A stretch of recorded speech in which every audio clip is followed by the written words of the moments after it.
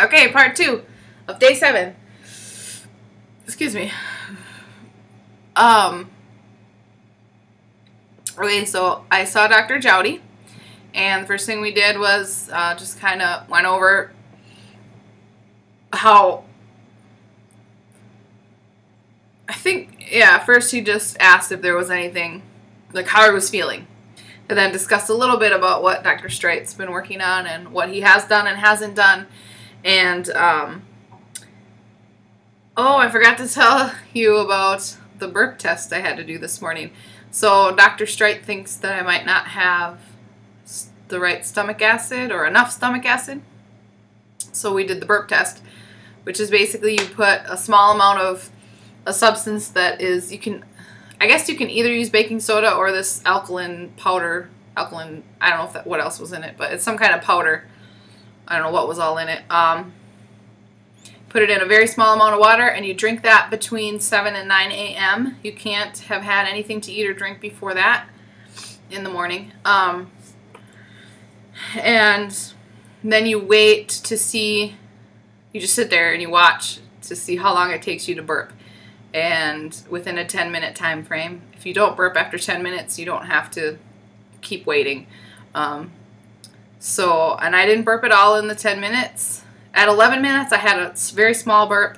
And then at 17 minutes, I had another small, it was a little bigger, but still small burp. And then it was almost an hour later before I had a medium-sized burp. And that was after I ate breakfast.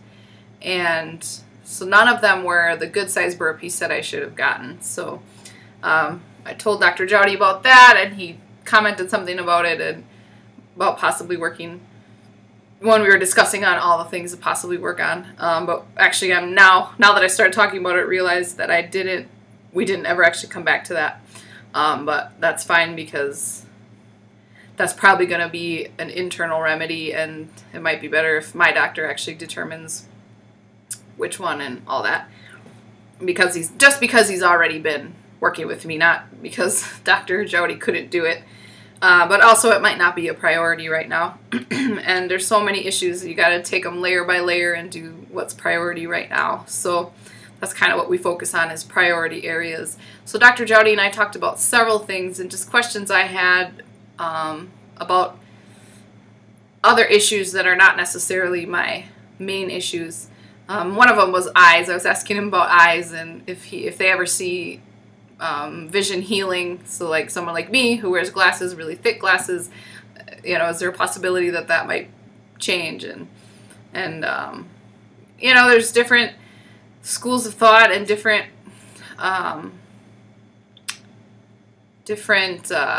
methods to try to do that naturally. I mean, not surgically.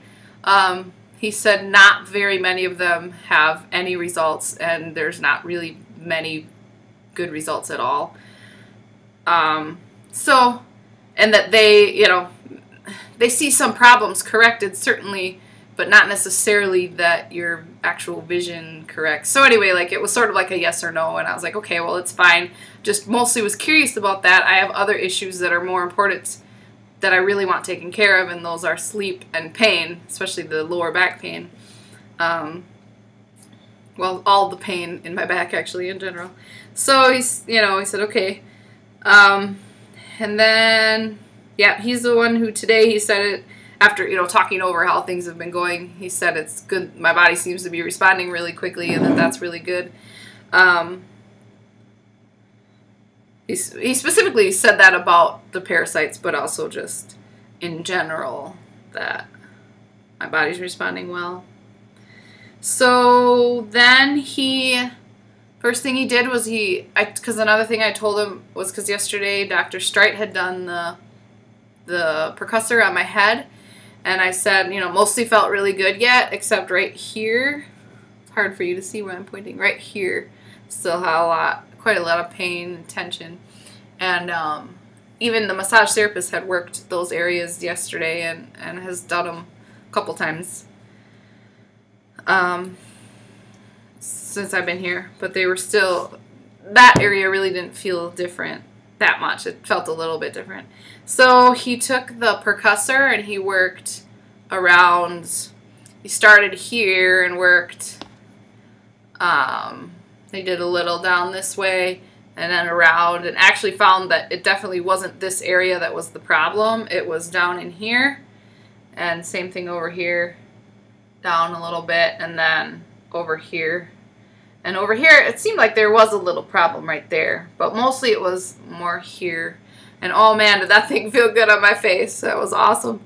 That's definitely my favorite thing so far, is that percussor. Oh my goodness, that thing feels good. So he did that, and then he actually reworked a few spots on my head. The percussor, I've explained before, has kind of a round head. So when he did it on my eyes, he switched it to like more of a ball type head, oval shaped head, to get right up in there. So so anyway, then changed the plate, did it on my head in a few more places just to reinforce some things that hadn't quite fully taken, and it didn't take very long at all. Just did it, and it was done real quickly. And then I write notes every day what I want to say, so I'm checking my notes.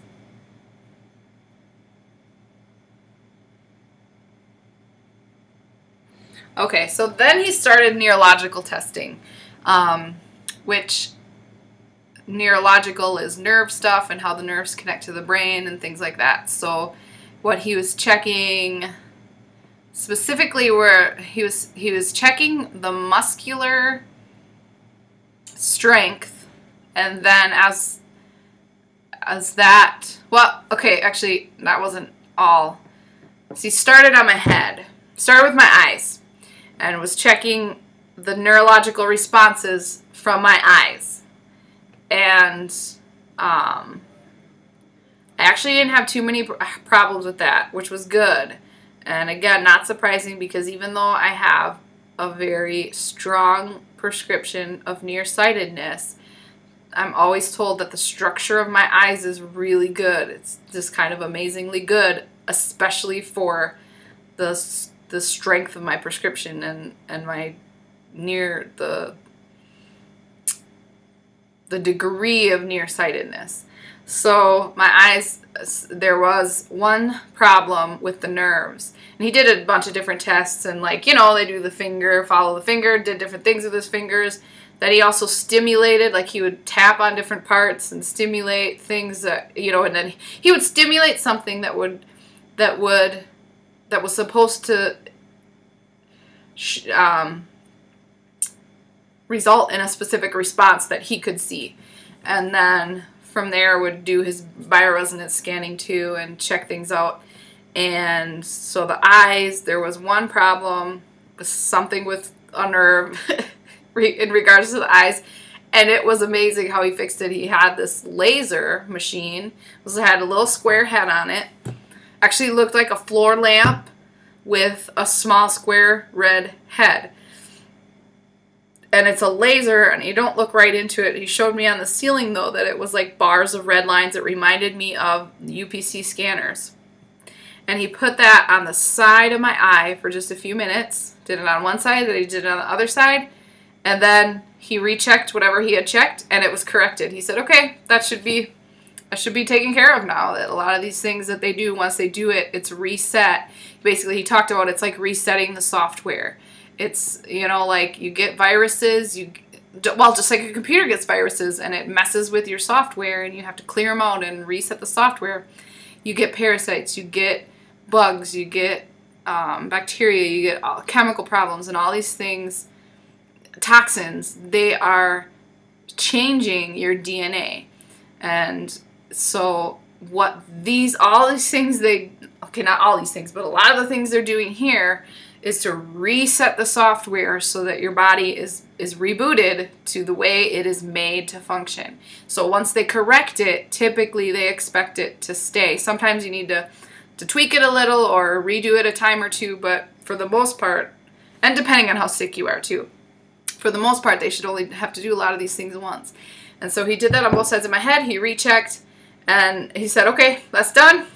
And I actually could really feel some relief and release in my eyes, like in the pressure of my eyes and in the facial muscles and everything. It was really pretty magnificent that this little blinking laser that looks like a UPC light just over here, you couldn't look directly at it, but just over here would stimulate, and that's more light therapy essentially. It stimulates whatever needed to be stimulated to reset the software, so that was really amazing.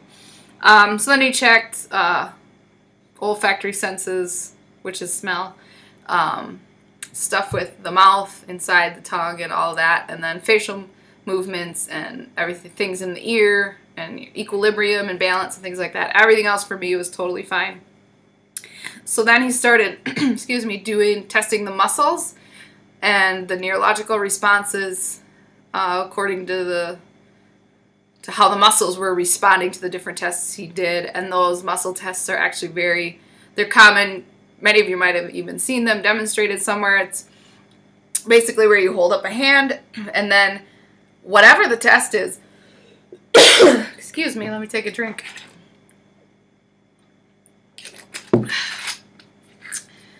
Like, we actually used to do a demonstration of this in the ministry where I used to work, where we would talk about the effects that trauma has on the body.